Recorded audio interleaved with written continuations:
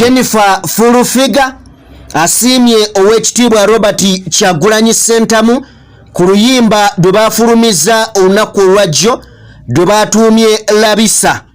Akayimba nkawulidde nebaza Katonda alhamdulillah oluyimba lulungi nyamazima geetagisa luli wonderful. Newankubadde waliwo byeyaganye okuba nga akkiriziganya nabyo naddala mu vidiyo.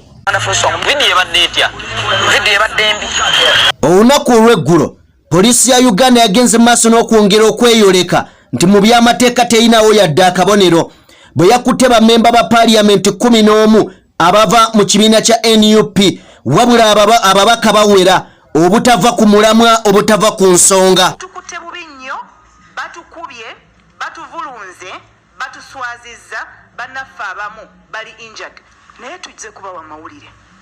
Tetugenda kukoma lwaleero, tetwakomye ejjo, tetugenda kukoma nkya, si luli paka. Ebyo n'ebisingakaawo byenkuleetedde mu bujjuvu. Speaker Parliament Anita Amongi naye alidde obuwuka kosa n'omumyuka we Thomas Tayebwa, byonna tobisibwa mukwano gwange. Mu ngeri y'emu njagala olunaku olwaleero waliwo ebintu bye tugenda okuba nga tuwuliriza. Kano ko kaakuyiga era kaabo abagenda okuba nga mutegeera oba okitegeera bulungi.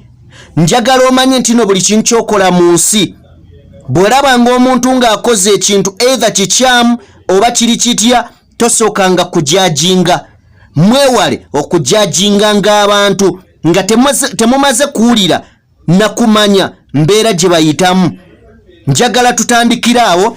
Mbebazaako mwenna gye musinzira okuba nga mutugoberera abali mu bitundu by'ensi eby'enjawulo. Bannange mwebale nnyo, mwebalire ddala. Omukutu oli ku DPTV Uganda yenze Asiimye abeerawo kubanga mbatuusako ebintu eby'enjawulo. Bannayuganda nga muli mawanga g'abazungu oba eyo mu Bawarabu, bannange mwebale nnyo okubanga mugoberera ebigenda maaso mu nsi yammwe.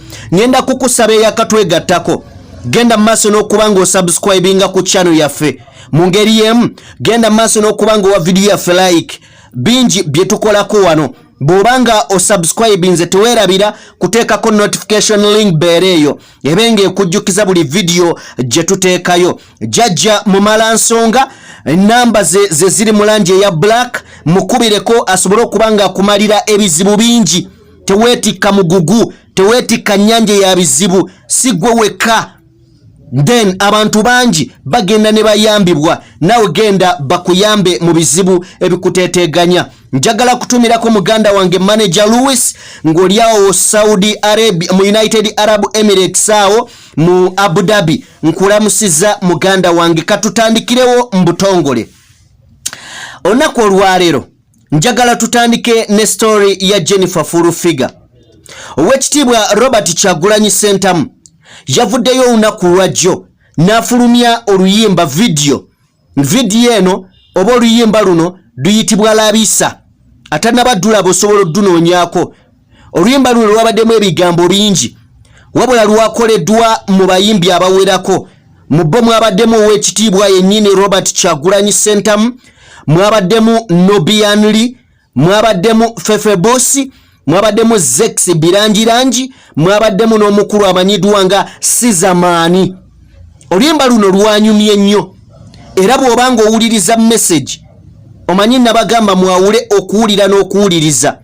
Omuntu asobola okuwulira n'atategeera, naye bw'owuliriza osobola okutegeera oba okitegeera. Kati wuliriza message eri mu luyimba olwo oteeke ku minzaani. Oluyimba lulungi okukamala. Wabula Jennifer Fulufiga yavuddeyo ne yeebaza Bobi Wine n'amugamba weebale nnyo, weebalire ddala. Oluyimba lulungi, message nnungi, wabula teyabuzeemu kuwabula ng'omuntu. N'agamba nti vidiyo yo yaganye okumakinga n'oluyimba luno. Okusinziira ku bulungi bw'oluyimba, vidiyo yo erabika nga yabuzeemu. Njagala nkuwe Jennifer Fulufiga nga ayogera ebigambo bino then nzije tweyongereyo nkujjukiza kuwa video yaffe like ate era n'okuba ng'osubscribinga kasooke nkuwe Jennifer then nkomewo tweyongereyo efulumiza oluyimba lwe bayise Labisa badde Bobi Wine Nobianli Sizamani Sizamani yantuulidde mu ngoma Sizamani Fefe Busi ne Zex birangirangi akayimba nkawulidde nebaza Katonda alhamdulillah oluyimba lulungi nnyama zimageetagisa luli wonderful luno oluyimba lulungi lugamba Labisa batusiba abaana Labisa simanyi abajjamu embuto simanyi Labisa abalimba abakola batya mbirabye mbiwulidde nga birungi nnyo ekisooka beat ebadde nnungi nnyo nnyo Sizamani omumanyi kabaka kasafula mu ngoma banayisiza atambudde agituddemu bulungi ng'aba banna Nubia na inaka isaako akalimu kabaddemu ka hypocrite kabaddemu kaki hypocrite kabadde kalunyo anti abadde akayita nga bali baddamu ng'akayita kabadde wonderful so oluyimba lulungi nnyo nnyo that is wonderful song video ebadde etya video ebadde embi kubulungi bw'oluyimba ejjeyo eremedde okujjayo omulamwa gwa message erimu nnungi nnyo nnyo nnyo eri wonderful singa oluyimba balwadde ogudde ne bakola ki nebakola video ennungi ekyokubiri video balinga gye bakwasiza akasimu ate buno obusimu buno buno obwange bwe nnina busamusanga so singa balwadde omuntu nga Frank ajja baani lwadde lulungi nnyo ne bajjayo miningi yalwo ndabye Edwin yalukoze Tuganye baddemu bakole video basobola kuddamu ekyo kiyise kuba oluyimba lulungi lutambule lugenda kutambula kuba lulungi erimu n'enzikiza ate Labisa ate enzikiza Labisa alina kuba mutaala ngitala nga oli Labisa naye bw'ogamba Labisa nga toli mu nzikiza nobadde sinakyegendereza gwe kennyini gwe hypocrite eyo yendowooza ya Jennifer Furufiga ku luyimba lw'oweekitiibwa Robert Kyagulanyi Ssentamu wabula simanyi gwe like kikyolowooza ku luyimba olwo eyalulabye atannaba kululaba genda osooka olulabe then ojombulire gwe kiki kyolaba mu luyimba olwo kiki kyolaba kyoyinza ga kino kyagaanyeemu kakati ninawo akantu kenjagala tuwulire akantu kano njagala tukayigemu towulira buwulizi wabula wuliriza ate jjamu ekyokuyiga kakoleddwa muganda wange Zakmine ye yakakoze wabula kajjudde ebyokuyiga nsaba tukawulirize then nzije tubeeko ebintu bye twogera ebirala tuyina emboozi ey'ababaka tuyina emboozi eya poliisi njagala tusooke tuve mu kantu kano katono nnyo tuyige katusooke tusome ono omuvubuka myaka 22 baali ne kitaawe nga balina gye bava mu baasi nga batambula omuvubuka bwe yatunula ebweru eddirisa lya baasi liggule n'alaba emiti nga gidduka myaka nno 22 n'agamba taata we taata emiti we gidduka ne yeewuunya nnyo kati waliwo kapo ey'abantu abakulu abalala bali batudde awo ne beewuunya ne bagamba omulenzi w'emyaka egyo nze atya okutunulira ebintu ebyo n'abyewuunya ne bamusekerera omuvubuka bwe yaddamu n'atunulayo ebweru n'alengera nga n'ebire bidduka bidda mabega n'agamba taata we taata n'ebire bidduka bidda mabega kaakati taata we n'asimayiringa omukyala kwe kugamba taata w'omwana oyo lwaki tomutwala ew'omusawo lwaki tomufunira dokita n'amujjanjaba kuba alabika mulwadde taata kwe kumugamba kituufu omwana oyo ava wa dokita era gye tuva katikati naye olwaleero olwawonye okuva obuto bwe yali yaloozinga sayiti nga talina kyalaba abadde nga muzibe naye olunaku lwaleero awonye ensonga lwaki kati asobola okubaako byalaba ebyo byalaba tabirabangako poyinti yaffe yino lekerawo okujajinga abantu nga tonnaba kutegeera kituufu kibakozesezza ekintu kye baba bakoze bw'onaategeera ekituufu oluvannyuma ogenda kubeera shocked oba oliawo oyinza n'okuswala omukazi gwe bayita Oprah Winfrey omukazi oyo talina mwana mu nsi owuwe nga yamuzaala kyokka nga biliyoniya mu ggwanga erya Amerika omukazi oyo mu buto bwe abooluganda be baamukozesa baamukabasanya ku myaka 14 ne wabaawo yamufunisa n'olubuto yamurepinga omwana oyo yamuzaala nga premature ekyennaku omwana n'afa Oprah Winfrey yeetamwa ensi yali atuuse ne ku ddaala ery'okwetta naye okuva olwo yakyawa ekigambo ekiyitibwa musajja oba ekigambo ekiyitibwa omukwano yemu ku nsonga lwaki waali nga talina mwana kale omuntu omu ayinza okudda eyo n'agamba nti ibeera ate ne ssente naye nga talina mwana ensonga yobadde ogimanyi oba obadde togimanyi munoonyerezeeko lekeraawo okujajinga abantu nga tonnaba kumanya nsonga ebakozesezza kye baba bakoze ojja kubeera shokti ng'omaze otegeera ensonga eyo. Mulekeraawo okujajinga abantu, mulekeraawo okujajinga abantu. Omuvubuka oyo ayitibwa Zakmine, osobola omunoonyako ku TikTok, ayina ebintu ebyewuunyisa bingi ebyokuyiga. Njagala tuveeyo tugende buterevu mu mboozi eya poliisi eyagenze maaso n'okuba ng'esiiwuuka empisa, wabula kino kirabiddwa era kirekawa Uganda Police. Abantu bangi bagamba ebintu ebikola unprofessional, wabula olunaku olwajjo bayongedde okwolesa obutali bumanyirivu mu mulimo gwabwe. Ampuliriza, Uganda Police yagenze maaso n'okuba ng'ekwata ababaka ba Parliament 11 abajjudde, era nga mbana ababaka be bakutte, njagala kutegeeza bakutte ba NUP bonna ne babayiwa wali ku CPS mu Kampala, oba gy'oyinza okuyita munnange, yes, ku CPS mu Kampala. Ababaka be bakutte kwabaddeko Joan Namutaawe ono nga wa Masaka District Woman MP, kwabaddeko Juliet Nakakande nga wa Masaka City Woman MP, kwabaddeko Anifa Nabukeera ngono wa Mukono Woman MP, Stella Aproti ngono wa Ngoro Woman MP, Joan Arubo ono nga wa Soroti MP Woman MP, kwabaddeko Florence Kabuho ono wa Kasese Woman MP, kwabaddeko Naluyima wa Wakiso Woman MP, Joyce Baagala Mitiana Woman MP n'abalala babadde bangi. Kiki ekyabakwasizza?